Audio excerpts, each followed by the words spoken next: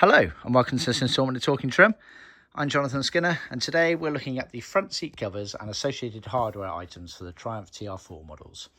Now, as I'm sure you're aware, especially if you tuned into any of my other videos, there were 3 different versions of seat covers on the TR4 production run over the course of 2 different frames.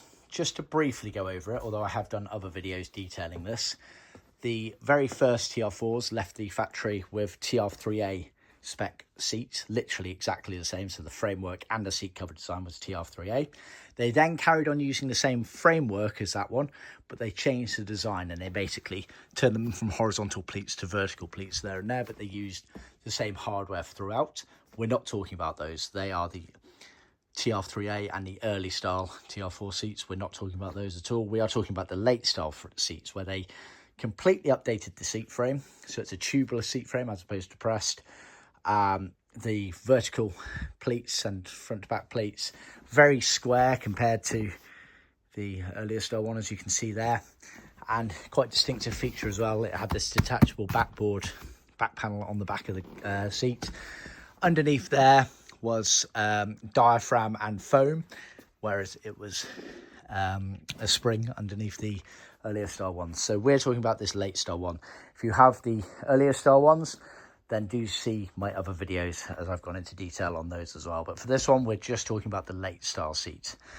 Now, this particular video has been done in midnight blue with white piping, which was an original colour scheme for the Triumph TR4 model. And they've been done to a Leatherfaced specification. When it comes to seats, we can offer 3 versions of seat covers. At one end of the scale, you've got everything in vinyl ambler.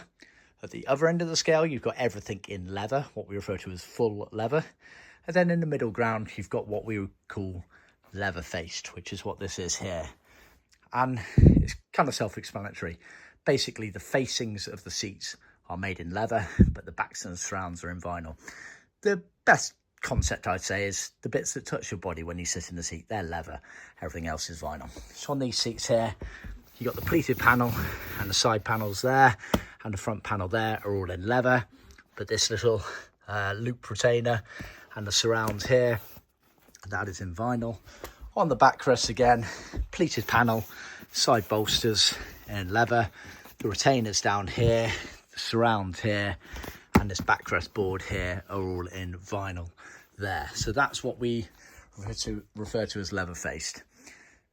Now, it's worth noting, from the factory, a decent amount of cars left with vinyl ambler seats. Some cars left with the leather-faced option in there. Very few would have left with full leather, possibly special orders for diplomats, etc. When you're looking at things on heritage certificates, and also when you're looking at things on other people's websites, what they refer to as leather does not normally equate to our full leather. It normally equates to our leather-faced version. So bear that in mind. It can be a bit misleading. That's why we clearly state full leather for those items there, because it can be a bit misleading, especially if you're trying to compare apples with apples in terms of prices. What other people refer to as leather is often our leather-faced, not to be confused with our full leather option. On that note, it's worth noting that price is a very misleading metric for comparing suppliers of interior trim. It works for other items in the industry where it's a generic brand or part, but when it comes to upholstery and interior kits, price is obviously a factor you need to keep in mind, but really it's a very misleading factor. Even down to raw materials, we are using a much higher grade and standard of raw materials than most people. That's before we've even cut anything. Then you're getting into the area of expertise, knowledge, quality of templates, the quality of the workmanship of the parts that are actually made in our factory, etc. And if you're sort of fairly well seasoned in the restoration market, especially the TR restoration market, you will know that our name has been synonymous with quality and workmanship and the best fitting kits in the world for almost 50 years now. So do bear that in mind when you're looking around. Price is a very misleading factor, so don't get too caught up in that. Anyway, down to the ins and outs of these particular seats and the hardware items. So like I say, midnight blue with white piping, which was original colour scheme. These have been done to leather-faced specifications, which was an original option from the factory. Let's start with the cushion bases, the bit your bum goes on. So we sell the seat covers as a set, a pair of seats effectively. So all of these bits here, you get a pair of cushion covers, a pair of backrest covers, and a pair of backrest panels there. That's a set of seat covers. The cushion bases, they are effectively a set of two. They're not a pair as such. They're not handed, the cushion bases. It's only the backrests that are handed on these seats. So genuine tuck and roll pleats out of all of our pleated seats. So literally our seam goes in and out of the foam. A lot of other companies out there just offer fake pleats, which is basically a sewn line down the centre there. Ours are genuine tuck and roll pleats, as you can see by the fold back there. Then certain elements are foamed. So that's all on the 17mm pleating foam, and then this element at the front here is also foam padded out. You then get the surround on it with the piping. Our piping is Leathercloth piping, not vinyl. We use Leathercloth as standard for our piping for all of our seats, unless Leathercloth isn't available. But Leathercloth, which is also known as Rexin or Vinide, was the original material used by a lot of manufacturers during this era of production. Oddly enough, it's not actually the one that Triumph used for many of their seats. They actually use plastic, but let's not get into that. But Leathercloth is by far and away the most robust and suitable material for using for piping of seats and panels. A lot of other companies out there use vinyl because they're either unaware of the disadvantages of vinyl for piping, or more likely they're doing a cost-saving exercise where they don't want to have to stock two of effectively the same materials because they're not necessarily aware of how vinyl is not particularly suitable for piping of seats. But not going to go into that too much because I plan on doing a blog post which might be live by the time this goes live, as well as a video showing the details and pros and cons, shall we say, between Leathercloth and binding when it comes to piping of seats and binding of carpet, so bear that in mind. So our piping for majority of our colours is always Leathercloth, and it's piped around the outside edge. This particular seat only has outside piping. Some seats have inner rows of piping, but this one only has outer piping, and as standard from the factory it was always white. We can of course change that colour if you want, but from standardly from the factory it was always white. The cushion bases also had this sewn loop retainer, which is used during the trimming process for these metal loop elements there to get effectively put through and connected onto the frame, so bear that in mind. But yeah, you get a pair of seat covers for the bases, the bit your bum goes on. You then get a pair of backrest covers. Now the backrest covers are a unique beast because they look quite square, but they are extremely handed, i.e. you get a left and you get a right hand. This one here is the right hand here, which is indicated by these big triangles that you'll see in various places around the seat, and they're normally marked up on the underside of the seat as RH and LH as well, so bear that in mind. But you can see the reason why. In fact, I'll show you on the actual seat frame because it comes out a lot clearer. You effectively have a much sharper angle on one side than the other side. This is the left-hand seat as you're sat in the car, so if you're facing forward, it's the left-hand seat. And the reason that it goes much sharper on one side is to allow the hood frame of the soft top to pass by without hitting the corner there. So the backrests are very handed for that reason there. And they always look a bit awkward and pulled, I would say, as you can see there, when you first sew them, because there's so much tension involved. You can even see how the piping's kind of warping in. That is normal. Once you start the trimming process, that will all get pulled out and it will start taking shape very nicely, so bear that in mind. But with the actual cover itself, similar concept to the cushion bases. They are, so it's marked left hand on that one. All genuine tuck and roll pleats again, in 17mm foam. The pleated panel goes from top to bottom with the side bolsters on it, and then you get this deep surround with some top stitching on one edge there, and then you get the retainers along the bottom here, 3-piece retainer there, and then some finishes just on the underside there, which will become obvious and prevalent during the trimming process there. So they're the backrest covers, and then in addition to the backrest covers, you get the backrest back panel, which again you can see is handed, and that goes obviously on the back of the backrest here. So it's a hardboard panel cut on our in-house CNC machine, foamed and then trimmed up, and then you have this massive excess retainer flap which gets tucked underneath the underside of that one there, and it has all of the pilot holes for the fixings, etc. So it uses two different types of fixings, this seat. So you have the sort of normal trim clips that go on each side there, and then these ones here were a quite unique black trim clip, which I've mentioned in other videos. I don't believe you can get the black ones anymore, the ones that went at the top there. So if you are missing them, then you have to get creative in the way that you're going to attach it at the top there, but we've done plenty. This concept of the backboard was used on the TR6s as well, and we've trimmed up quite a few of those, and so we've come across quite a few kits where we can't get those clips there, so we've had to improvise. So it's fairly easy to do. So if you are in that predicament, let me know and I can guide you or your professional trimmer through that process there. But you get a pair of the backboards all fully trimmed up, ready to go into the car. So that is effectively the seat covers as they're sold as a set. Now let's move on to the hardware element of things.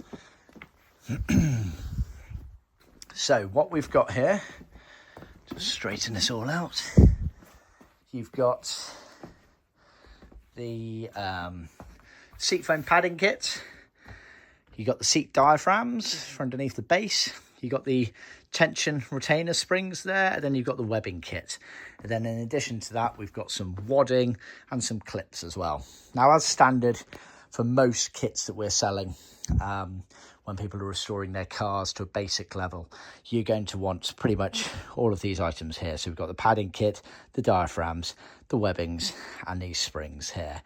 Wadding's kind of an optional extra that some people go for, dependent on the capabilities of their trimming at their end and what resources they've got there. So, for example, if you're taking it to a professional trimmer, you don't really need wadding or seat clips, because they are the sort of things that most professional trimmers should have by the bucket load. However, if they don't, of course, we can sell them. But generally speaking, people go for this as standard, and then those maybe.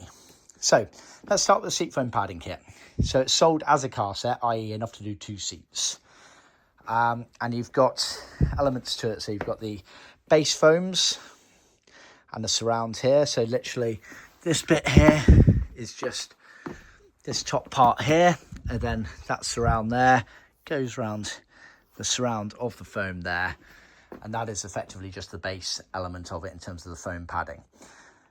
Backrest foams, you have a paired piece. You can see again, it is literally opposites to one another, mirror image. So this one here, which is the right hand one, has a much sharper angle on it. This one has a much fatter angle on it, and that is for obviously the seat element. In fact, if I use this one as an example, you can see it straight away with the seat that's on. So fat side there, thin side there, as per the seat design there. So that's the seat foam padding kit. Effectively, it's all of those pieces are sold as a set in terms of the foam that I've just gone over. In addition to that, you're going to want these diaphragms. So diaphragms effectively work as a spring underneath the seat. As I mentioned, the earlier 3As did actually use a spring, whereas the TR4 onwards reverted to these rubber diaphragms here. So this literally sits underneath this framework here. That's a nice manky old one. And they are sold as a pair, and they come with the clips for you to install onto the side there. It's worth noting with that, the way you put the clips onto the framework is crucial. Don't try and just go systematically round in a corner. You normally try and do the extremes. Go from sort of there to there, and then fill in the blanks effectively. Otherwise, you'll find you don't have the tension to get all the way round the diaphragm, such is the way that they are in terms of how tight they are. So they're sold as a pair. In addition, you then get these tension springs are also available. So these are the bits that sit through these retainers there. Now those, I mean, we sell quite a few of them these days, but overall they do tend to stand the test of time.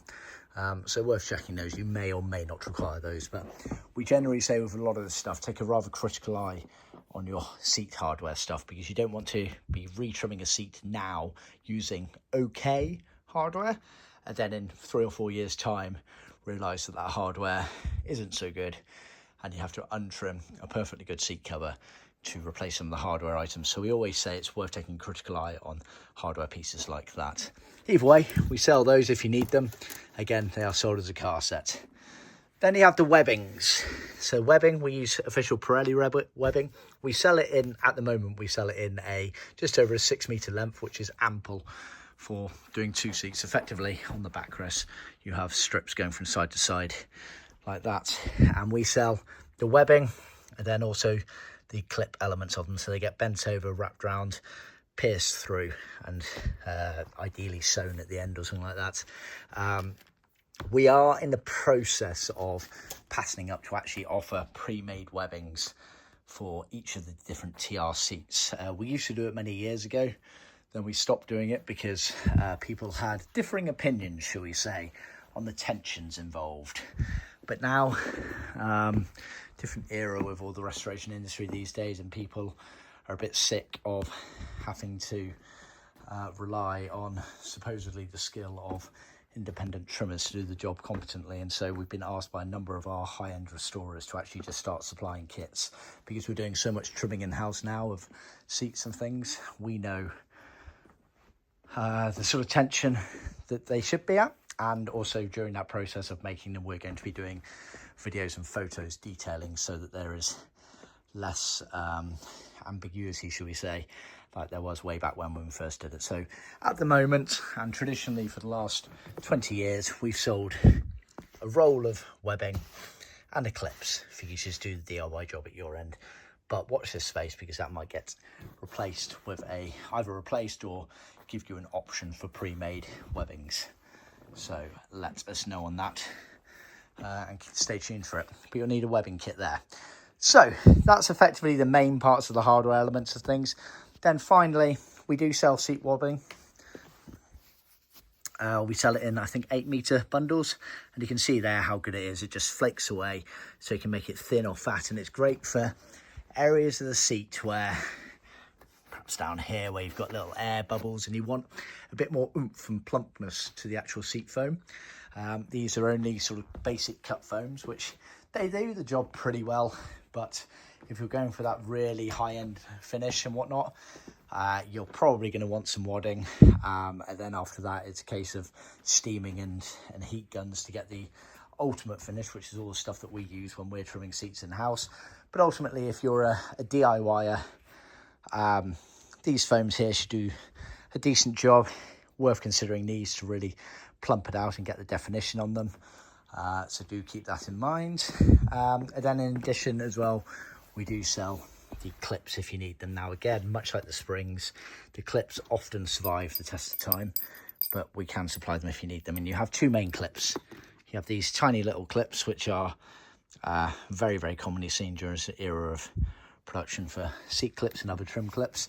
And then you have the tubular clips, which are obviously for the tubular frames here. So let's have a look on the bottom. Yeah, so you can see they're the little clips, the tiny ones, and then doesn't actually look like these have any of the tubular ones on them, but it's sometimes you see the tubular ones going around these areas here.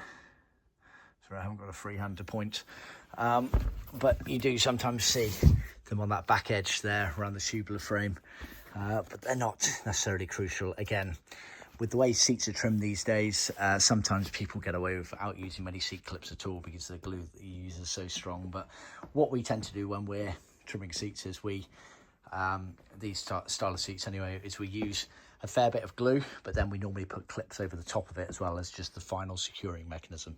So bear that in mind. Yeah, hope you found that useful. This isn't meant to be any sort of trimming guide. This is purely what we can sell you guide, and what we offer. But of course, if you did want us to do the trimming on your seats, let us know, and do of course check out our YouTube channel, where it shows lots of different seats, not just TRs, that we've trimmed up for people.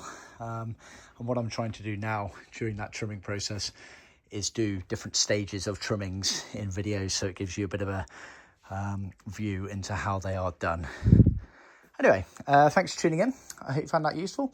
Please remember to check out the videos at the end of this one, as well as all the other videos on my YouTube channel. And of course, please remember to like and subscribe and share with other classic car enthusiasts. Of course, if you've got any questions about your TR4 restoration, do get in contact with us, preferably by our contact page on our website or via email. I look forward to hearing from you. Thank you for tuning in, and be sure to tune in next time. Thanks so much. Bye-bye.